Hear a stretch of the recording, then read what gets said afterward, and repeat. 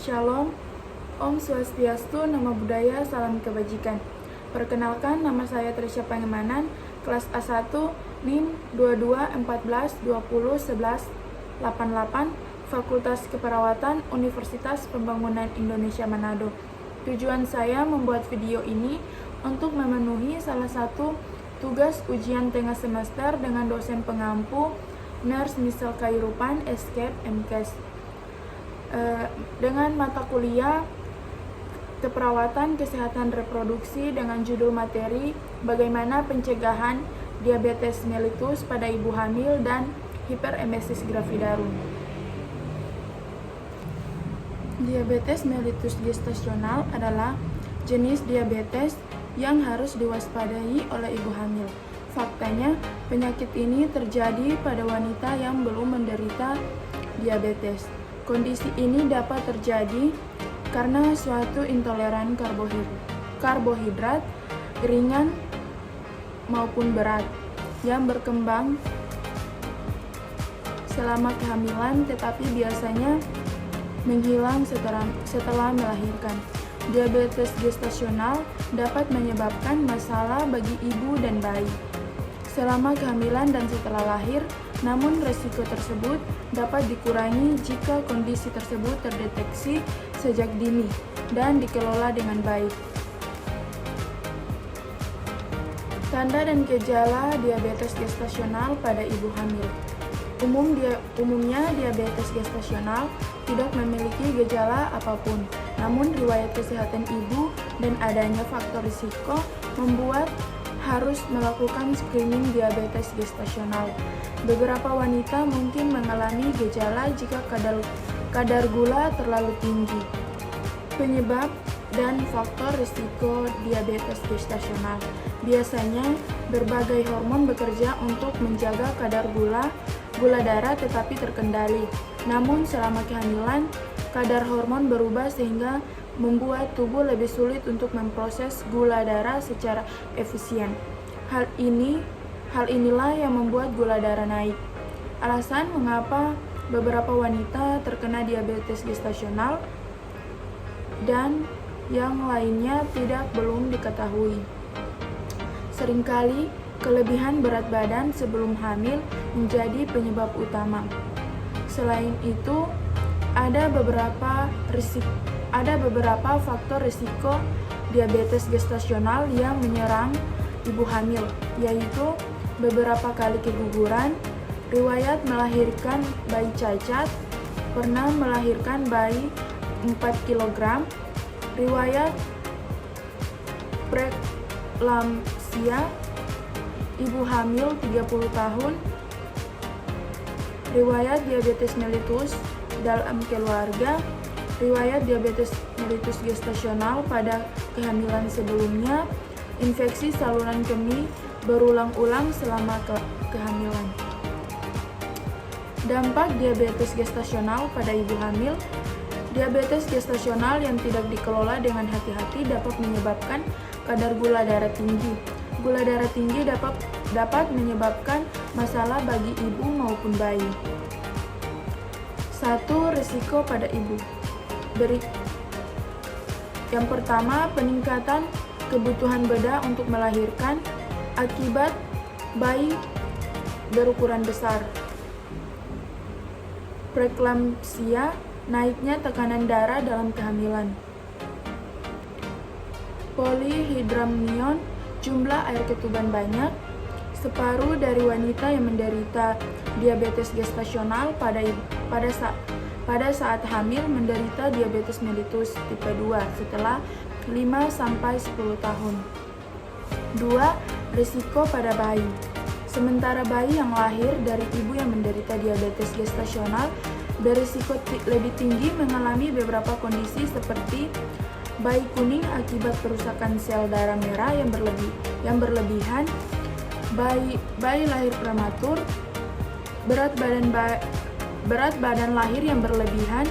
Jika kadar gula darah lebih tinggi dari kisaran standar, itu dapat mengalami cedera lahir. Bayi yang lahir lebih awal mungkin mengalami sindrom gangguan pernapasan, suatu kondisi yang membuat sulit bernapas. Gejala gula darah rendah setelah lahir, hipoglikemia yang parah dapat menyebabkan kejang pada bayi. Bayi berisiko obesitas dan menderita diabetes tipe 2 di kemudian hari. Kelahiran mati, diabetes gestasional yang tidak diobati dapat menyebabkan kematian bayi, baik sebelum atau segera setelah lahir. Berikut perawatan untuk diabetes gestasional. 1. Screening diabetes gestasional. Diabetes gestasional biasanya berkembang sekitar minggu keempat kehamilan. Dokter akan melakukan screening pada minggu ke-24 dan 28. Namun, apabila Anda memiliki satu atau lebih faktor risiko lebih tinggi untuk diabetes gestasional, dokter mungkin melakukan pemeriksaan lebih awal. Gula darah yang lebih tinggi dari normal di awal kehamilan juga mungkin mengindikasikan Anda menderita diabetes tipe 1 atau tipe 2 daripada diabetes gestasional. Wanita hamil dengan risiko terjadinya diabetes pada kehamilan seperti gemuk, riwayat diabetes gestasional pada kehamilan sebelumnya, harus segera mungkin dilakukan pemeriksaan laboratorium. Pemeriksaan akan diulang pada usia kehamilan 24-28. 2. Perubahan gaya hidup. Ibu hamil akan disarankan untuk melakukan perubahan gaya hidup dalam mengelola diabetes gestasional, seperti memeriksa gula darah untuk memastikan kadar tetap dalam kisaran yang normal dan sehat, makan makanan sehat dalam jumlah yang tepat pada waktu yang tepat, ikuti rencana makan sehat yang dibuat oleh dokter atau ahli gizi.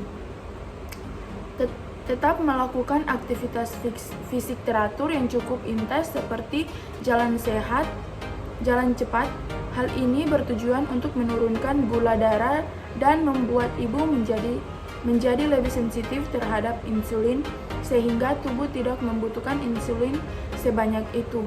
Pastikan untuk berkonsultasi dengan dokter Anda tentang jenis aktivitas fisik apa yang dapat Anda lakukan dan jika ada jenis yang harus dihindari. 3. Terapi medis.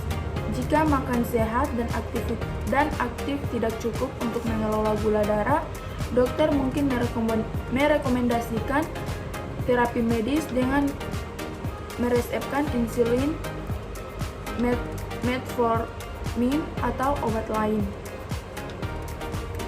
Cara mencegah diabetes gestasional. Yang pertama, konsumsi makanan sehat. Pilih makanan yang tinggi serat dan rendah lemak dan kalori, meliputi buah-buahan, sayuran, dan biji-bijian. Tetap berolahraga sebelum dan selama kehamilan, seperti jalan-jalan cepat setiap hari, naik sepeda, berenang, atau olahraga lain yang sesuai saran dokter. Saat merencanakan kehamilan, kelola berat badan sebelumnya untuk mendapatkan kehamilan yang lebih sehat. Patuhi jadwal pertemuan antenatal sekitar minggu ke-8 hingga 12 kehamilan.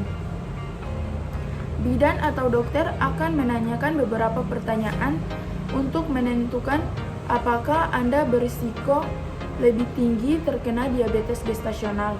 Jika Anda memiliki satu atau lebih faktor risiko diabetes gestasional, Anda harus ditawarkan tes screening.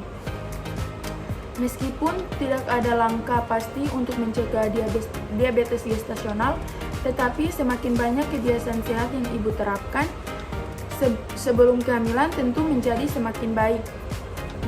Maka dari itu, melakukan pemeriksaan kehamilan sangatlah penting. Segera temukan OBGYN terbaik yang akan membantu ibu untuk melakukan perawatan kehamilan. Hiperemesis gravidarum adalah kondisi medis yang membuat ibu hamil mengalami mual dan muntah secara ekstrim. Kondisi ini dapat membuat ibu merasa lemas karena dehidrasi hingga menyebabkan penurunan berat badan kian drastis. Sebetulnya apa penyebab hiperemesis gravidarum pada ibu hamil dan bagaimana cara mengatasinya? Yang pertama, apa itu hiperemesis gravidarum? Seperti yang telah disebutkan di atas, hiperemesis gravidarum adalah kondisi ketika ibu hamil mengalami mual dan muntah secara berlebihan. Sebetulnya, mual dan muntah merupakan kondisi yang terbilang normal pada kehamilan trimester awal atau morning sickness. Seiring dengan bertambahnya usia kehamilan, gejala dan intensitas morning sickness pada ibu hamil ini akan cenderung semakin berkurang. Namun, pada kasus hiperemesis gravidarum, ibu hamil dapat mengalami mual dan muntah sepanjang hari sehingga berisiko memicu terjadinya dehidrasi. Kondisi ini bisa berlangsung hingga trimester kedua kehamilan atau bahkan terus terjadi sepanjang kehamilan. Penyebab hiperemesis gravidarum. Belum diketahui secara pasti apa kondisi yang menyebabkan ibu hamil mengalami mual dan muntah secara berlebihan. Namun kondisi ini diduga berkaitan dengan tingginya kadar hormon. Sebagai informasi, hormon HCG merupakan hormon yang dihasilkan oleh sel-sel di dalam plasenta setelah sel telur yang dibuahi oleh sperma menempel di dinding rahim. Kadar hormon tersebut dapat meningkat seiring dengan pertambahan usia kehamilan. Selain hormon HCG, peningkatan hormon estrogen dan progesteron pada trimester pertama kehamilan juga dapat memengaruhi kerja otot lambung sehingga kerap membuat ibu lebih mudah untuk memuntahkan isi perut. Setelah itu, sejumlah faktor lainnya yang dapat meningkatkan risiko ibu hamil mengalami hiperemesis gravidarum adalah sebagai berikut. Pertama, kehamilan pertama. Yang kedua, hamil pada usia yang sangat muda. Yang ketiga, hamil pada usia di atas 30 tahun. Yang keempat, hamil kembar. Yang kelima, mengalami hamil anggur. Yang keenam, pernah mengalami mual dan muntah yang ekstrim pada kehamilan sebelumnya. Yang ketujuh, memiliki keluarga dengan riwayat hiperemesis gravidarum. Yang kedelapan, obesitas. Yang kesembilan, mengandung anak perempuan. Yang ke-10, memiliki riwayat penyakit tiroid, tekanan darah tinggi, migrain, atau diabetes gestasional sebelumnya. Gejala hiperemesis gravidarum. Gejala hiperemesis gravidarum biasanya dimulai pada minggu ke-4 sampai dengan minggu ke-8 kehamilan. Gejala tersebut bisa terus berlangsung dan biasanya dapat mereda pada usia kehamilan 14 sampai 20 minggu. Namun, pada beberapa kasus hiperemesis gravidarum dapat berlangsung hingga melebihi usia kehamilan 20 minggu atau bahkan di sepanjang kehamilan. Adapun sejumlah gejala yang umum dialami oleh ibu hamil dengan kondisi hiperemesis gravidarum adalah sebagai berikut. Mual dan muntah sepanjang hari, sangat sensitif terhadap aroma atau bau-bauan, pusing dan nyeri kepala, lemas, dehidrasi, berat badan menurun, jantung berdebar, konstipasi, inkontinensia, produksi air liur secara berlebihan, tekanan darah rendah, kesulitan untuk menelan makanan atau minuman, penyakit kuning, gangguan psikologis seperti stres, bingung, dan cemas. Komplikasi hiperemesis gravidarum. Hiperemesis gravidarum adalah komplikasi kehamilan yang tidak boleh dianggap sepele. Sebab, jika tidak segera ditangani dengan tepat, kondisi ini dapat menimbulkan sejumlah komplikasi yang berisiko membahayakan kondisi ibu hamil dan janin. Sejumlah komplikasi tersebut diantaranya sebagai berikut. Malnutrisi, sindrom mollifies, yaitu kondisi ketika terdapat luka robek pada dinding kerongkongan. Pengobatan hiperemesis gravidarum. Pengobatan hiperemesis gravidarum akan disesuaikan dengan tingkat keparahan gejala serta kondisi ibu hamil secara keseluruhan. Namun secara umum, pengobatan hiperemesis gravidarum bertujuan untuk menghentikan mual dan muntah, mengganti cairan dan elektrolit yang hilang karena muntah, memenuhi kebutuhan nutrisi, serta mengembalikan nafsu makan ibu hamil. Adapun sejumlah tindakan yang dapat dilakukan oleh dokter untuk menangani hiperemesis gravidarum pada ibu hamil adalah sebagai berikut.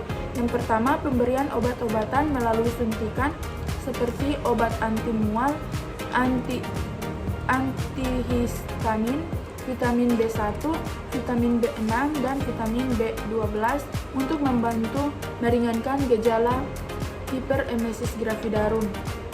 Pemasangan jalur intravena untuk memberikan cairan atau obat-obatan ke dalam aliran pembuluh darah vena.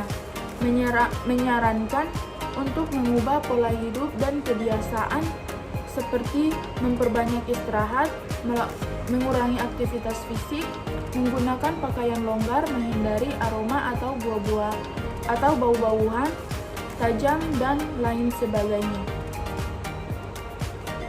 Cara mengendalikan hiperemesis gravidarum. Pada dasarnya belum diketahui secara pasti bagaimana cara mencegah hiperemesis gravidarum, mengingat penyebabnya juga belum dipastikan, namun kondisi ini dapat dikendalikan.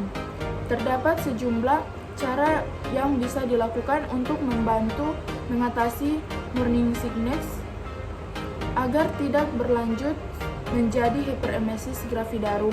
Di antaranya sebagai berikut. Istirahat yang cukup minimal 8-9 jam setiap malam, mengelola stres dengan baik seperti melakukan teknik pernapasan, bermeditasi, yoga, dan sebagainya. Mengonsumsi makanan dengan porsi kecil namun sering, memilih makanan yang bertekstur halus agar mudah ditelan dan dicerna.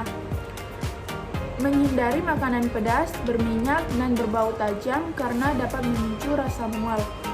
Memperbanyak minum air putih, mengonsumsi makanan atau minuman yang mengandung jahe untuk membantu memenuhi kebutuhan vitamin dan zat-zat besi selama masa kehamilan.